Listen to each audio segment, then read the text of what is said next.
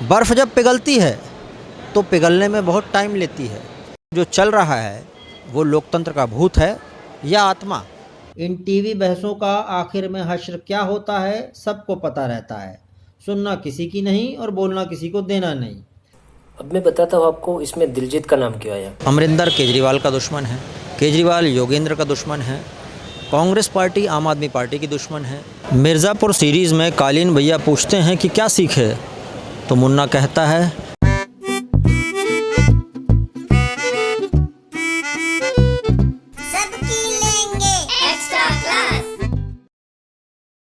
दिल्ली की सर्दी इतनी है कि पानी अपनी दूसरी अवस्था बनने की ओर है, यानी बर्फ़। हरियाणा पंजाब में खेतों में जब ओस की बूंद जमती है तो सुबह तक बर्फ़ बन जाती है। बर्फ़ जब पिघलती है तो पिघलने में बहुत टाइम लेती है, चाहे वो रिश्तों की बर्फ़ हो या वातावरण की बर्फ़ हो। किसान और सरकार के बीच रिश्तों की बर्फ़ भी ऐसी ही है।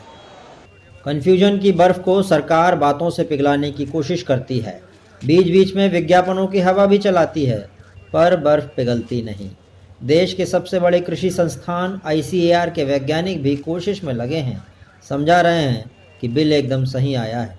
कई बार ये होता है कि ये बताते हुए कि आपका उत्पाद अच्छा गुणवत्ता वाला नहीं है या उसमें मॉइस्चर कंटेंट ज़्यादा है या और कुछ कारण, तो कई कारण दिखाया जाता है क्योंकि और कहीं कहाँ वो बेच नहीं सकता तो वहीं जाना पड़ता है। तो निर्भरशील हो जाता है वहाँ जो व्यक्ति विशेष है, वहाँ जो व्यवस्था है। अब ये जो कानून है कि किसान का उत्पाद को बेचने का जो वैकल्पिक व्यवस्था का जो कानून है कि उसको फ्री कर दिया गया, मुक्त कर दिया गया।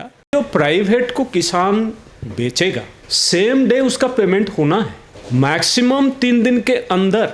किसान आंदोलन को देखकर कुछ लोग कहते हैं कि अब ज़्यादा हो रहा है, लोकतंत्र की मात्रा देश में ज़्यादा हो गई है, जबकि विपक्ष को हम सालों से सुनते आए हैं ये कहते हुए कि लोकतंत्र की हत्या हो रही है। वैसे इस हिसाब से लोकतंत्र 1760वीं बार तो मर चुका ही होगा। फिर भी अगर लोकतंत्र की हत्या हो चुकी है तो जो चल रहा है वो लोकतंत्र का भूत है या आत्मा। लोकतंत्र जिंदा है या मर चुका है, बड़ा विरोधाभास है। अदम गोंडवी ने शायद इसीलिए लिखा होगा कि मुक्ति काम चेतना अभ्यर्थना इतिहास की, ये समझदारों की दुनिया है विरोधाभास की। विरोधाभास को इंग्लिश में कंट्राडिक्शन कहते हैं, पर देश को कंट्राडिक्शन की नहीं कंट्रासेप्टिव की ज़रूरत लगती है। कंट्रासेप्टिव पर किसी और दिन वीडियो बनाएंगे, अभी आगे बढ़ते हैं। टीवी पर भयंकर बहस चल रही है, किसान आंदोलन मुद्दा है। इन टीवी बहसों का आखिर में हश्र क्या होता है सबको पता रहता है। सुनना किसी की नहीं और बोलना किसी को देना नहीं, यही फॉर्मेट है बहस का। जिसको बहस देखकर पेट में दर्द हो गया उसके लिए चैनल वालों ने बिग बी को काम पर लगाया है। वो बता देते हैं कि आपको आगे क्या करना है। चैनल वालों की यही तो बात बहुत अच्छी लगती है कि जिसको बहस पसंद नहीं आ रही उसके लिए भी इंतजाम है। मिर्ज़ापुर सीरीज़ में कालीन भैया पूछते हैं कि क्या सीखे, तो मुन्ना कहता है यही कि जब कुर्बानी देने का टाइम आए तो कुर्बानी सिपाही की दी जाती है।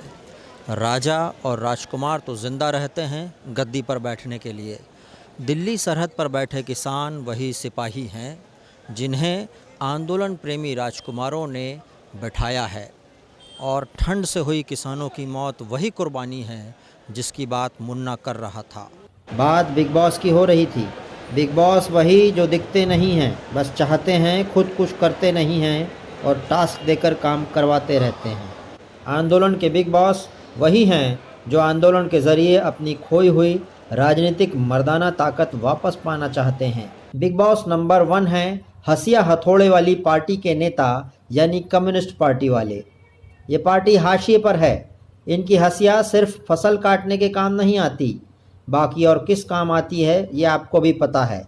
आंदोलन में इनके झंडे साफ नज़र आते हैं। बिग बॉस नंबर 2 है कांग्रेस पार्टी। गांधी परिवार और इनके सिपहसालार आंदोलन में पहले बैकफुट से खेल रहे थे, अब फ्रंट फुट पर आ गए हैं।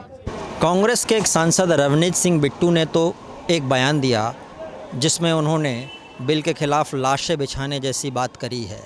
वहीं दूसरे नेता ये बयान दे रहे हैं कि जिन किसानों की मौत आंदोलन की वजह से हुई है या आंदोलन में हुई है उन्हें मुआवजा दिया जाए, उन्हें नौकरी भी दी जाए। बिग बॉस नंबर 3 है अकाली दल। आड़तियों पर असर डालने की वजह से अकाली दल को किसान बिल पसंद नहीं आया और किसान विरोधी बताते हुए उन्होंने मोदी कैबिनेट भी छोड़ी। जाहिर है मोदी से अलग होकर वो भजन तो कर नहीं रहे होंगे। उनका कैडर आंदोलन के पीछे जबरदस्त काम कर रहा है। दिलजीत दोसांझ ने हाल ही में आंदोलन के समर्थन में 1 करोड़ रुपए देने की घोषणा की। इस पर लीगल राइट ऑब्जर्वेटरी ने सरकार से शिकायत की कि दिलजीत के एनजीओ और सुखबीर सिंह बादल का एड्रेस सेम है। लीगल राइट ऑब्जर्वेटरी ने यह भी आरोप लगाया कि दिलजीत दोसांझ की 50 शेल कंपनियां यानी कागजी कंपनियां हैं।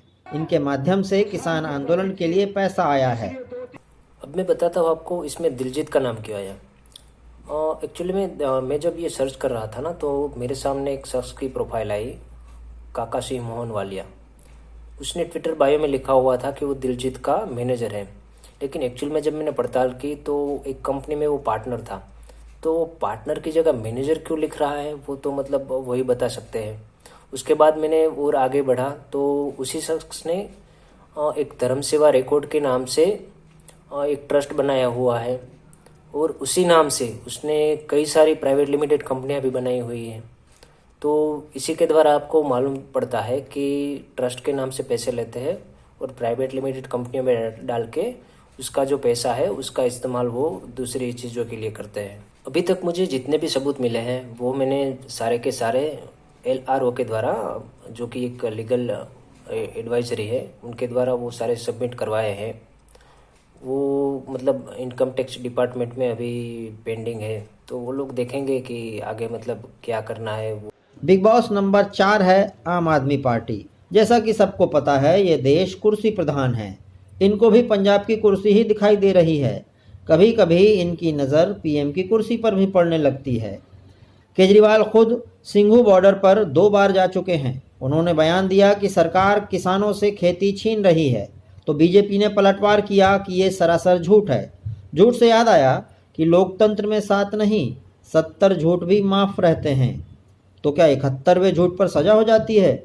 नहीं, तब तक जनता भी इन झूठ को एडजस्ट करने की आदत बना लेती है। बिग बॉस नंबर 5 है शरद पवार।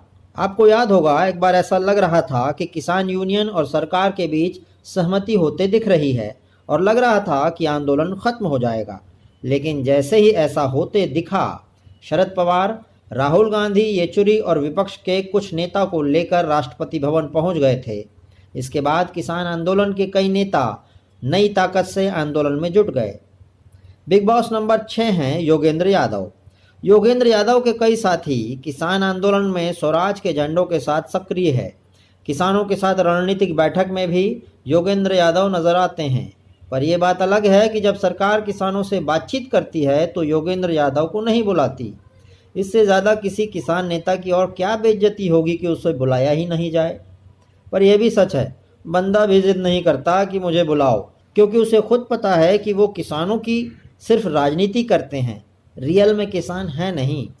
असली बिग बॉस नेता, आढ़ती और बिचौलियों का नेक्सस है। राजनीतिक रूप से देखें तो अमरिंदर केजरीवाल का दुश्मन है, केजरीवाल योगेंद्र का दुश्मन है, कांग्रेस पार्टी आम आदमी पार्टी की दुश्मन है, येचुरी इन सब का थोड़ा थोड़ा दुश्मन है, लेकिन इन सब का दुश्मन एक ही है, मोदी। और इसीलिए ही सारे इकट्ठा होकर बिग बॉस बने हुए हैं। लेकिन इस बीच देश के असली दुश्मन यानी चीनी, पाकिस्तानी, खालिस्तानी एजेंडाबाजों को फ़ायदा होते हुए दिख रहा है। लोकतंत्र का एक पहलू ये भी है। चलिए बाकी बाद में बात करेंगे, सबकी लेंगे एक्स्ट्रा क्लास।